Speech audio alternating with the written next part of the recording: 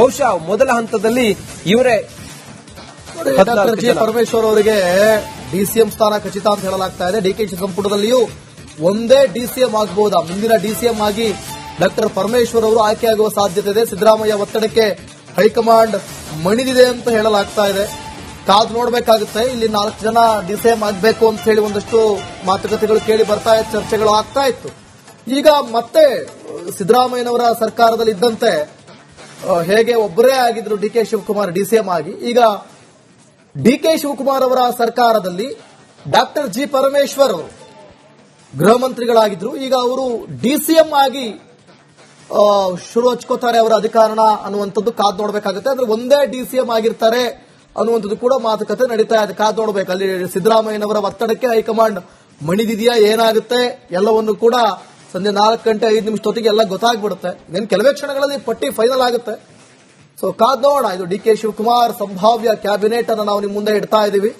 Doctor G Parameshwar ಅವರು ಒಬ್ಬರೇ DCM ಸ್ಥಾನವನ್ನ ಅಲಂಕರಿಸುವಂತ ಸಾಧ್ಯತೆ ಇದೆ. ಕಾದು ನೋಡೋಣ. ಬಹಳಷ್ಟು ಕುತೂಹಲ. ರಾಮಲಿಂಗಾರೆಡ್ಡಿಗೆ ಕ್ಯಾಬಿನೆಟ್ನಲ್ಲಿ ಸ್ಥಾನ ಸಿಗುತ್ತೆ ಅನ್ನೋ ಮಾಹಿತಿ ಸಿಕ್ಕಿದೆ. ಬೆಂಗಳೂರು ನಗರಾಭಿವೃದ್ಧಿ ಖಾತೆ ರಾಮಲಿಂಗಾರೆಡ್ಡಿಗೆ ಬಹುತೇಕ ಖಚಿತ ಅಂತೇಳಿ ಹೇಳ್ತಾ ಇದ್ದಾರೆ. ಡಿಕೆ ಶಿವಕುಮಾರ್ ಸಿಎಂ ಆದ ಹಿನ್ನೆಲೆ, ಡಿಕೆ ಶಿವಕುಮಾರ್ ಸಿಎಂ ಆದ ಕಾರಣದಿಂದ ರಾಮಲಿಂಗಾರೆಡ್ಡಿಗೆ ಬೆಂಗಳೂರು ಉಸ್ತುವಾರಿಯನ್ನು ಕೊಡ್ತಾರೆ ಅನ್ನೋ ಮಾತು ಈಗ ಬಲವಾಗಿದೆ. ಬೆಂಗಳೂರು ನಗರಾಭಿವೃದ್ಧಿ ಜೊತೆಗೆ ಗೃಹ ಖಾತೆ ಕೂಡ ಸಿಗುತ್ತಂತೆ. ಗೃಹ ಖಾತೆ ನಿರೀಕ್ಷೆಯಲ್ಲಿರುವ ರಾಮಲಿಂಗಾರೆಡ್ಡಿಗೆ ಕ್ಯಾಬಿನೆಟ್ನಲ್ಲಿ ಒಂದು ನಗರಾಭಿವೃದ್ಧಿ ಅಥವಾ ಗೃಹ ಖಾತೆ ಸಿಗುವಂತ ಸಾಧ್ಯತೆಗಳು ಕಂಡು ಬರ್ತಾ ಇದೆ. ದಿವಿತ್, ನೀವಾಗ ಹೇಳ್ತಾ ಇದ್ರಿ ಡಿಕೆ ಶಿವಕುಮಾರ್ ಅವರು ಡಿಸಿಎಂ ಸ್ಥಾನ ಬೇಡ ಅಂತ ಹೇಳಿದ್ರು. ಯಾಕಂತ ಹೇಳಿದ್ರೆ ಅಧಿಕಾರದ ವಿಕೇಂದ್ರೀಕರಣ ಆಗತ್ತೆ.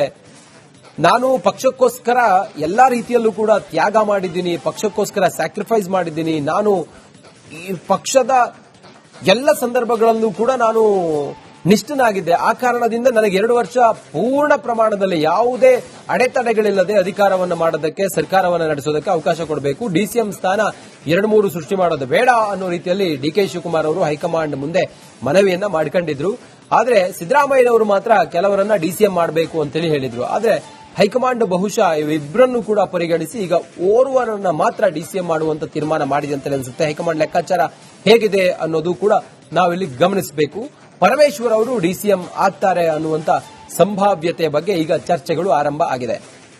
ಇನ್ನು ರಾಮಲಿಂಗಾರೆಡ್ಡಿ ಅವರಿಗೆ ಗೃಹ ಖಾತೆಯನ್ನು ಕೊಡ್ತಾರೆ, ಹಾಗೆ ಬೆಂಗಳೂರು ನಗರಾಭಿವೃದ್ಧಿ ಖಾತೆಯನ್ನು ಕೊಡ್ತಾರೆ ಅನ್ನೋದ್ರ ಬಗ್ಗೆ ಈಗ ಸಂಭಾವ್ಯತೆ ಬಗ್ಗೆ ಚರ್ಚೆಗಳು ಆರಂಭವಾಗಿದ್ದಾವೆ. ಬಹುಶಃ ಏನೇ ಕೊಟ್ಟರು ಅವರು ಬಹಳ ಸುಸೂತ್ರವಾಗಿ ನಿಭಾಯಿಸುತ್ತಾರೆ. ಬಹುಶಃ ಮೊದಲ ಹಂತದಲ್ಲಿ ಇವರೇ ಡಾಕ್ಟರ್ ಜಿ ಪರಮೇಶ್ವರ್ ಅವರಿಗೆ ಡಿಸಿಎಂ ಸ್ಥಾನ ಖಚಿತ ಅಂತ ಹೇಳಲಾಗ್ತಾ ಇದೆ. ಡಿಕೆಶಿ ಸಂಪುಟದಲ್ಲಿಯೂ ಒಂದೇ ಡಿಸಿಎಂ ಆಗಬಹುದಾ, ಮುಂದಿನ ಡಿಸಿಎಂ ಆಗಿ ಡಾಕ್ಟರ್ ಪರಮೇಶ್ವರ್ ಅವರು ಆಯ್ಕೆಯಾಗುವ ಸಾಧ್ಯತೆ ಇದೆ. ಸಿದ್ದರಾಮಯ್ಯ ಒತ್ತಡಕ್ಕೆ ಹೈಕಮಾಂಡ್ ಮಣಿದಿದೆ ಅಂತ ಹೇಳಲಾಗ್ತಾ ಇದೆ. ಕಾದು ನೋಡಬೇಕಾಗುತ್ತೆ. ಇಲ್ಲಿ 4 ಜನ ಡಿಸಿಎಂ ಆಗಬೇಕು ಅಂತ ಹೇಳಿ ಒಂದಷ್ಟು ಮಾತುಕತೆಗಳು ಕೇಳಿ ಬರ್ತಾ ಇತ್ತು, ಚರ್ಚೆಗಳು ಆಗ್ತಾ ಇತ್ತು. ಈಗ ಮತ್ತೆ ಸಿದ್ದರಾಮಯ್ಯನವರ ಸರ್ಕಾರದಲ್ಲಿ ಇದ್ದಂತೆ ಹೇಗೆ ಒಬ್ಬರೇ ಆಗಿದ್ರು ಡಿಕೆ ಶಿವಕುಮಾರ್ ಡಿಸಿಎಂ ಆಗಿ, ಈಗ ಡಿಕೆ ಶಿವಕುಮಾರ್ ಅವರ ಸರ್ಕಾರದಲ್ಲಿ ಡಾಕ್ಟರ್ ಜಿ ಪರಮೇಶ್ವರ್ ಅವರು ಗೃಹ ಮಂತ್ರಿಗಳಾಗಿದ್ರು. ಈಗ ಅವರು ಡಿಸಿಎಂ ಆಗಿ ಶುರು ಹಚ್ಕೋತಾರೆ ಅವರ ಅಧಿಕಾರನ ಅನ್ನುವಂಥದ್ದು ಕಾದು ನೋಡಬೇಕಾಗುತ್ತೆ. ಅಂದ್ರೆ ಒಂದೇ ಡಿಸಿಎಂ ಆಗಿರ್ತಾರೆ ಅನ್ನುವಂಥದ್ದು ಕೂಡ ಮಾತುಕತೆ ನಡೀತಾ ಇದೆ. ಕಾದು ನೋಡಬೇಕು. ಅಲ್ಲಿ ಸಿದ್ದರಾಮಯ್ಯನವರ ಒತ್ತಡಕ್ಕೆ ಹೈಕಮಾಂಡ್ ಮಣಿದಿದೆಯಾ, ಏನಾಗುತ್ತೆ ಎಲ್ಲವನ್ನು ಕೂಡ ಸಂಜೆ 4:05 ಎಲ್ಲ ಗೊತ್ತಾಗ್ಬಿಡುತ್ತೆ. ಇನ್ನು ಕೆಲವೇ ಕ್ಷಣಗಳಲ್ಲಿ ಪಟ್ಟಿ ಫೈನಲ್ ಆಗುತ್ತೆ. ಸೊ ಕಾದ್ ನೋಡೋಣ. ಇದು ಡಿಕೆ ಶಿವಕುಮಾರ್ ಸಂಭಾವ್ಯ ಕ್ಯಾಬಿನೆಟ್ ಅನ್ನು ನಾವು ನಿಮ್ಮ ಮುಂದೆ ಇಡ್ತಾ ಇದ್ದೀವಿ. ಡಾಕ್ಟರ್ ಜಿ ಪರಮೇಶ್ವರ್ ಅವರು ಒಬ್ಬರೇ ಡಿಸಿಎಂ ಸ್ಥಾನವನ್ನ ಅಲಂಕರಿಸುವಂತ ಸಾಧ್ಯತೆ ಇದೆ. ಕಾದು ನೋಡೋಣ. ಬಹಳಷ್ಟು ಕುತೂಹಲ. ರಾಮಲಿಂಗಾರೆಡ್ಡಿಗೆ ಕ್ಯಾಬಿನೆಟ್ನಲ್ಲಿ ಸ್ಥಾನ ಸಿಗುತ್ತೆ ಅನ್ನೋ ಮಾಹಿತಿ ಸಿಕ್ಕಿದೆ. ಬೆಂಗಳೂರು ನಗರಾಭಿವೃದ್ಧಿ ಖಾತೆ ರಾಮಲಿಂಗಾರೆಡ್ಡಿಗೆ ಬಹುತೇಕ ಖಚಿತ ಅಂತೇಳಿ ಹೇಳ್ತಾ ಇದ್ದಾರೆ. ಡಿಕೆ ಶಿವಕುಮಾರ್ ಸಿಎಂ ಆದ ಹಿನ್ನೆಲೆ, ಡಿಕೆ ಶಿವಕುಮಾರ್ ಸಿಎಂ ಆದ ಕಾರಣದಿಂದ ರಾಮಲಿಂಗಾರೆಡ್ಡಿಗೆ ಬೆಂಗಳೂರು ಉಸ್ತುವಾರಿಯನ್ನು ಕೊಡ್ತಾರೆ ಅನ್ನೋ ಮಾತು ಈಗ ಬಲವಾಗಿದೆ. ಬೆಂಗಳೂರು ನಗರಾಭಿವೃದ್ಧಿ ಜೊತೆಗೆ ಗೃಹ ಖಾತೆ ಕೂಡ ಸಿಗುತ್ತಂತೆ. ಗೃಹ ಖಾತೆ ನಿರೀಕ್ಷೆಯಲ್ಲಿರುವ ರಾಮಲಿಂಗಾರೆಡ್ಡಿಗೆ ಕ್ಯಾಬಿನೆಟ್ನಲ್ಲಿ ಒಂದು ನಗರಾಭಿವೃದ್ಧಿ ಅಥವಾ ಗೃಹ ಖಾತೆ ಸಿಗುವಂತ ಸಾಧ್ಯತೆಗಳು ಕಂಡು ಬರ್ತಾ ಇದೆ. ದಿವಿತ್, ನೀವಾಗ ಹೇಳ್ತಾ ಇದ್ರಿ ಡಿಕೆ ಶಿವಕುಮಾರ್ ಅವರು ಡಿಸಿಎಂ ಸ್ಥಾನ ಬೇಡ ಅಂತ ಹೇಳಿದ್ರು. ಯಾಕಂತ ಹೇಳಿದ್ರೆ ಅಧಿಕಾರದ ವಿಕೇಂದ್ರೀಕರಣ ಆಗತ್ತೆ. ನಾನು ಪಕ್ಷಕ್ಕೋಸ್ಕರ ಎಲ್ಲಾ ರೀತಿಯಲ್ಲೂ ಕೂಡ ತ್ಯಾಗ ಮಾಡಿದ್ದೀನಿ, ಪಕ್ಷಕ್ಕೋಸ್ಕರ ಸ್ಯಾಕ್ರಿಫೈಸ್ ಮಾಡಿದ್ದೀನಿ. ನಾನು ಈ ಪಕ್ಷದ ಎಲ್ಲ ಸಂದರ್ಭಗಳಲ್ಲೂ ಕೂಡ ನಾನು ನಿಷ್ಠನಾಗಿದ್ದೆ. ಆ ಕಾರಣದಿಂದ ನನಗೆ 2 ವರ್ಷ ಪೂರ್ಣ ಪ್ರಮಾಣದಲ್ಲಿ ಯಾವುದೇ ಅಡೆತಡೆಗಳಿಲ್ಲದೆ ಅಧಿಕಾರವನ್ನು ಮಾಡೋದಕ್ಕೆ, ಸರ್ಕಾರವನ್ನು ನಡೆಸೋದಕ್ಕೆ ಅವಕಾಶ ಕೊಡಬೇಕು. ಡಿಸಿಎಂ ಸ್ಥಾನ 2-3 ಸೃಷ್ಟಿ ಮಾಡೋದು ಬೇಡ ಅನ್ನೋ ರೀತಿಯಲ್ಲಿ ಡಿಕೆ ಶಿವಕುಮಾರ್ ಅವರು ಹೈಕಮಾಂಡ್ ಮುಂದೆ ಮನವಿಯನ್ನ ಮಾಡ್ಕೊಂಡಿದ್ರು. ಆದ್ರೆ ಸಿದ್ದರಾಮಯ್ಯನವರು ಮಾತ್ರ ಕೆಲವರನ್ನ ಡಿಸಿಎಂ ಮಾಡಬೇಕು ಅಂತೇಳಿ ಹೇಳಿದ್ರು. ಆದ್ರೆ ಹೈಕಮಾಂಡ್ ಬಹುಶಃ ಇವಿಬ್ಬರನ್ನು ಕೂಡ ಪರಿಗಣಿಸಿ ಈಗ ಓರ್ವರನ್ನ ಮಾತ್ರ ಡಿಸಿಎಂ ಮಾಡುವಂತ ತೀರ್ಮಾನ ಮಾಡಿದೆ ಅಂತ ಅನ್ಸುತ್ತೆ. ಹೈಕಮಾಂಡ್ ಲೆಕ್ಕಾಚಾರ ಹೇಗಿದೆ ಅನ್ನೋದು ಕೂಡ ನಾವಿಲ್ಲಿ ಗಮನಿಸಬೇಕು. ಪರಮೇಶ್ವರ್ ಅವರು ಡಿಸಿಎಂ ಆಗ್ತಾರೆ ಅನ್ನುವಂತ ಸಂಭಾವ್ಯತೆ ಬಗ್ಗೆ ಈಗ ಚರ್ಚೆಗಳು ಆರಂಭ ಆಗಿದೆ. ಇನ್ನು ರಾಮಲಿಂಗಾರೆಡ್ಡಿ ಅವರಿಗೆ ಗೃಹ ಖಾತೆಯನ್ನು ಕೊಡ್ತಾರೆ, ಹಾಗೆ ಬೆಂಗಳೂರು ನಗರಾಭಿವೃದ್ಧಿ ಖಾತೆಯನ್ನು ಕೊಡ್ತಾರೆ ಅನ್ನೋದ್ರ ಬಗ್ಗೆ ಈಗ ಸಂಭಾವ್ಯತೆ ಬಗ್ಗೆ ಚರ್ಚೆಗಳು ಆರಂಭವಾಗಿದ್ದಾವೆ. ಬಹುಶಃ ಏನೇ ಕೊಟ್ಟರು ಅವರು ಬಹಳ ಸುಸೂತ್ರವಾಗಿ ನಿಭಾಯಿಸ್ತಾರೆ.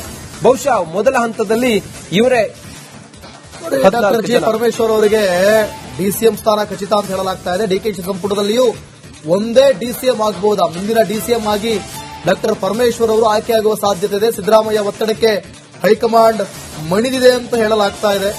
ಕಾದು ನೋಡಬೇಕಾಗುತ್ತೆ. ಇಲ್ಲಿ 4 ಜನ ಡಿಸಿಎಂ ಆಗಬೇಕು ಅಂತ ಹೇಳಿ ಒಂದಷ್ಟು ಮಾತುಕತೆಗಳು ಕೇಳಿ ಬರ್ತಾ ಇತ್ತು, ಚರ್ಚೆಗಳು ಆಗ್ತಾ ಇತ್ತು.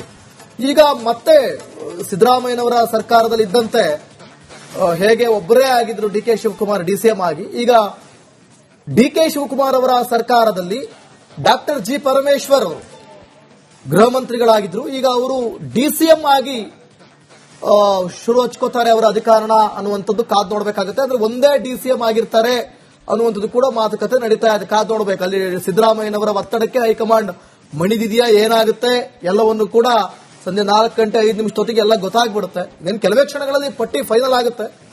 ಸೊ ಕಾದ್ ನೋಡೋಣ. ಇದು ಡಿಕೆ ಶಿವಕುಮಾರ್ ಸಂಭಾವ್ಯ ಕ್ಯಾಬಿನೆಟ್ ಅನ್ನು ನಾವು ನಿಮ್ಮ ಮುಂದೆ ಇಡ್ತಾ ಇದ್ದೀವಿ. ಡಾಕ್ಟರ್ ಜಿ ಪರಮೇಶ್ವರ್ ಅವರು ಒಬ್ಬರೇ ಡಿಸಿಎಂ ಸ್ಥಾನವನ್ನ ಅಲಂಕರಿಸುವಂತ ಸಾಧ್ಯತೆ ಇದೆ. ಕಾದು ನೋಡೋಣ. ಬಹಳಷ್ಟು ಕುತೂಹಲ.